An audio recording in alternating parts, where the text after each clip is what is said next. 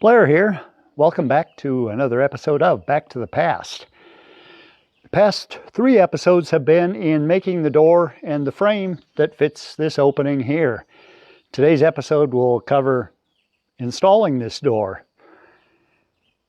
The one thing that I had to do yesterday, I just got on site yesterday, the one thing that I had to do was to pour a concrete doorstep. Essentially, the top of that will be level with the rest of the floor when the building is finished. So that is done now. I'm leaving these forms on, concrete forms on, because I don't want to chip the edge. The concrete's still going to be pretty fragile, only being a day old. The door is pretty darn heavy.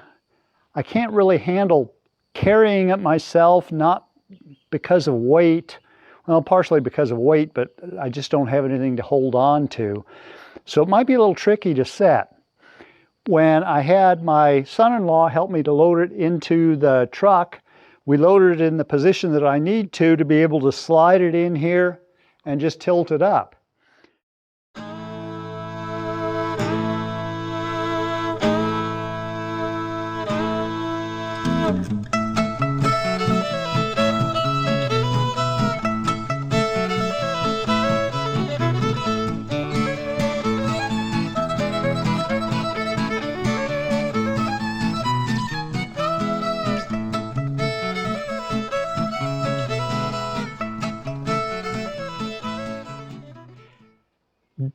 Down at the bottom, I have 37 3/4 inches on the frame.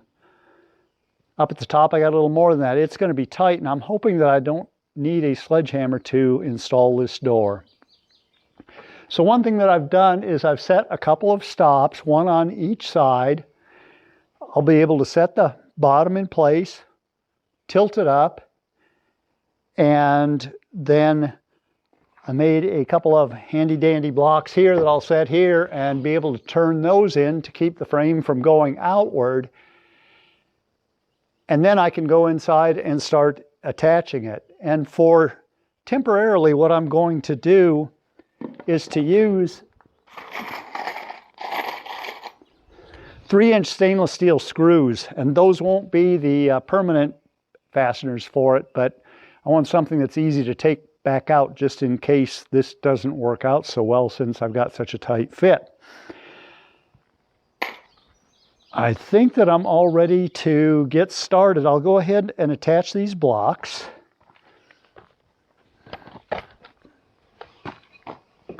I'll put one about here somewhere. And one somewhere in here.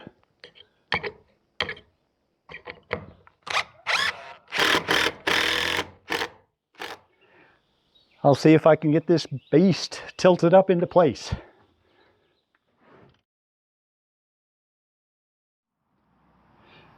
I did have the truck too close, so I had to move it forward about 4 inches, so I'll try it again. Excuse me, Gab.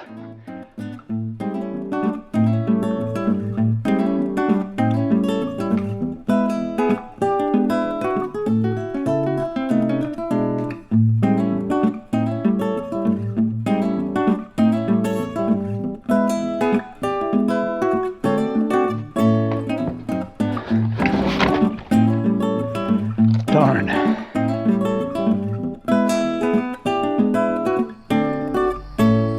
managed to get the bottom of it slid over to where it's in line with where it needs to be. Unfortunately, it dropped off of the stoop that it was on, so I've got to raise it about 1 foot. I've got the deadbolt locked to keep the door from swinging open for now, and I tried lifting it up into place. It's against the stops that I put in on the back side, but I'm just not tough enough to do that. So I thought, the Egyptians built the pyramids, I can get this door set. So what I'm going to do is use some leverage. First thing I got to come up with is a fulcrum.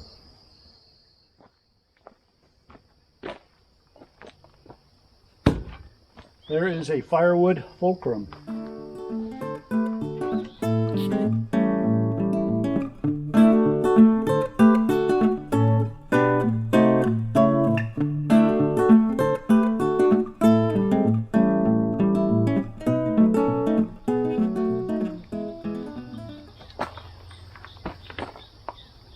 4 more inches.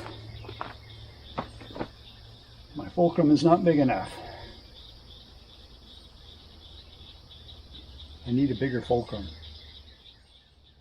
I just turned my firewood fulcrum on end. We'll see if that'll work.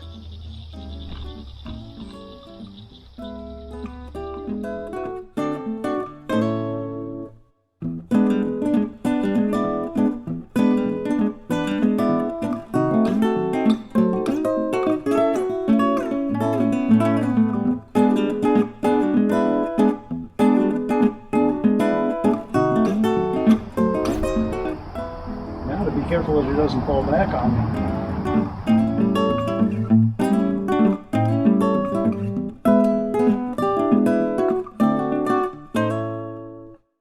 I'm going to need to go inside and take a look.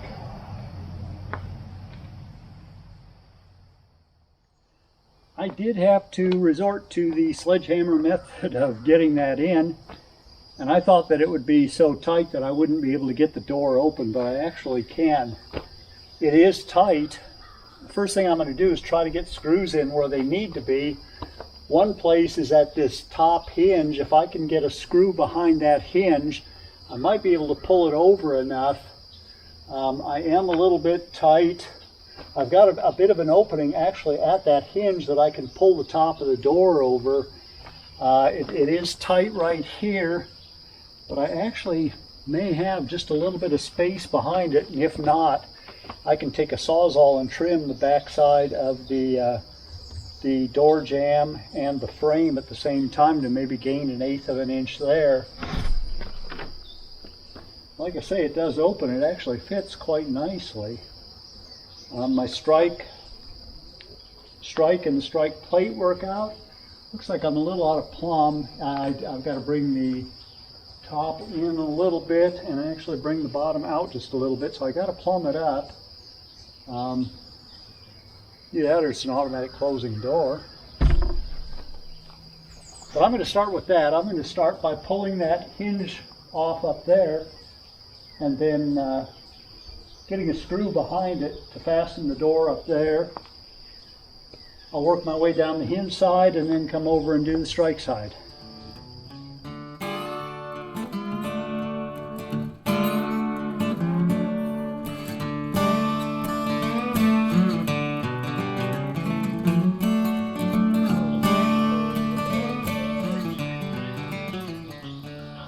All in all, that went together all right. I didn't think it was going to be easy, largely because of the weight of the door. This is a heavy son of a gun, so I did get it up. I've got 3 screws in each side, 1 in the top. The ones behind the hinges, those will stay there. The other ones will be replaced probably with cut nails or something that looks a little bit more historic. Actually, I've got good clearances. There's about 1/8 of an inch all the way around the door, which is just about what I wanted. The one problem that I am seeing is that when the door is closed, I'm seeing just a little bit of daylight in the weather stripping on this lower portion on the strike side of the door. I've got plenty of room to be able to compress that weather stripping by just tightening up this latch, moving the strike plate over just a little bit. So I think that's what I'll do. I'll do that tomorrow. Back many years ago when my oldest son was a teenager, he worked on a job with me and I had assigned him a task to do, and he came back to me and said, "Dad, I can't do it, or I can't get it." And I said, something that my dad taught me is that there is can do it or not trying hard enough. And he's a better person, I think, for it. I mean, he is a very successful young businessman now. Not young anymore, he's middle-aged, I guess. But I think that it is a fact in life that a lot of people don't realize, is that sometimes we just got to try a little harder. I know this is nothing compared to what the Egyptians did with the pyramids, but I had a tough time with it, especially once it dropped off this ledge, getting it back up into place. But I got it there. In the morning, I will put in the door bottom. I'll caulk all the way around it. I don't think I'm going to have room for foam except for along the top, and there might be a couple places along the sides, but I'm going to have to live with just caulking to stop the air, and that and both the exterior and interior trim once the inside is finished. So I'll see you again in the morning. Actually, the whole thing works really quite nicely.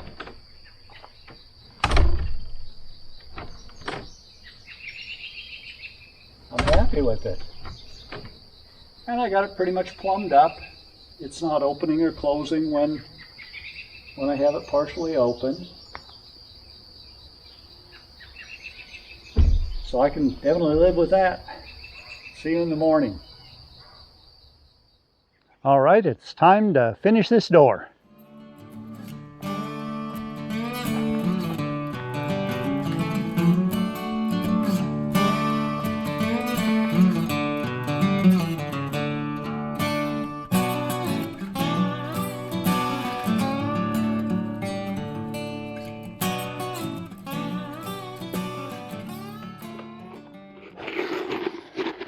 I have not foamed in the things that I can foam in on this door yet, which is mostly just the top. And I've got some other foaming in that I need to do on electrical, so I'll catch that all at the same time. But I'm going to leave the screw that I've got in the top where it is until I've got that foamed in. I'll finish nailing the jamb sides though.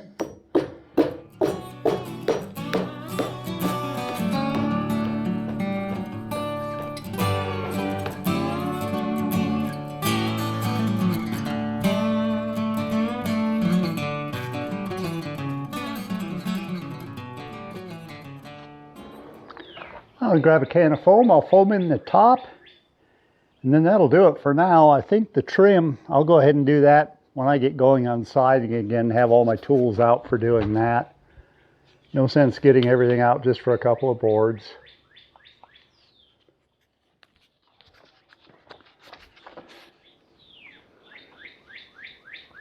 Not bad for now. I'll go ahead and end things here. Thanks for joining me. I guess there's been a total of 4 parts to this door series, but here we are finished, and I'm thinking it's looking pretty good.